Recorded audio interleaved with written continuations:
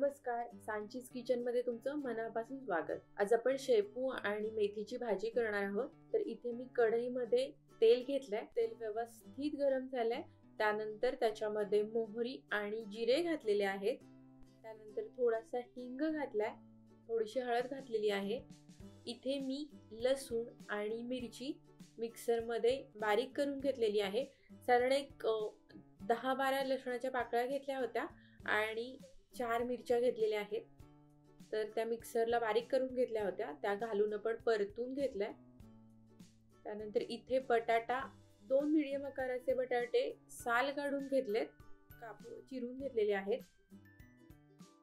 एक मोठा कांदा मध्यम आकारामध्ये चिरून घेतलाय। आता हे आपण परतून घेऊया। आता इथे बटाट्याच्या मी खूप बारीक फोडी केलेल्या नाहीयेत, थोडंसं मीठ घालतेय। मीठ घातल्यानंतर थोडंसं परतून घ्यायचं आणि याच्यावर झाकण ठेवून याला एक वाफ आणून घ्यायची आहे। साधारण एक बटाटा 70-80% शिजला पाहिजे आणि शिजतो बटाटा, वाफेवर लगेच शिजतो, मीठ घातल्यामुळे पाणी सुटतं। आता इथे मी शेपू आणि मेथी स्वच्छ धुवून असं बारीक चिरून घेतलेली आहे, तुम्हाला दिसत असेल। त्यानंतर चवीनुसार मीठ घालते, याच्यामध्ये धने पूड आणि जिरे पूड घालते, एकदम थोडी थोडी घालते। हे एकत्र परतून घेऊन याच्यावर झाकण ठेवायचे। माझ्याकडून तो व्हिडिओ स्किप झालाय, सॉरी। आता आपण हे तुम्ही बघू शकता, छान वाफ आली आहे याला। बटाटा सुद्धा व्यवस्थित शिजलाय, तुम्हाला दाखवते मी एक बटाटा घेऊन। तुम्ही इथे बघू शकता, एकदम व्यवस्थित बटाटा शिजलेला आहे।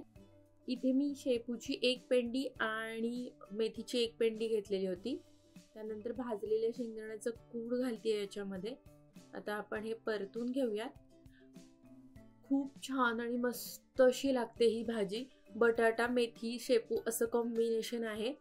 नुसते शेपूची भाजीपेक्षा त्याच्यात मेथी पण घातल्यानंतर वेगळी अशी चव येते। आता आपण याला अजून एकदा वाफ आणून घेऊयात। मस्त अशी वाफ आलेली आहे आणि तुम्ही बघू शकता, अशी वेगळी मस्त शेपू मेथी आणि बटाटा अशी आपली भाजी तयार आहे। खूप छान लागते, एकदम सोपी आहे, टिफिनला द्यायला अगदी मस्त अशी भाजी आहे ही। मग आज आपण बनवलेली ही रेसिपी तुम्हाला कशी वाटली? रेसिपी आवडली असेल तर प्लीज माझ्या या रेसिपीला लाईक करा, कमेंट करा, रेसिपी शेअर करा, आणि तसंच सबस्क्राईब करायला विसरू नका। सांचीज किचन या आणि अशा विविध लज्जतदार रेसिपीसह पुन्हा भेटूया। धन्यवाद।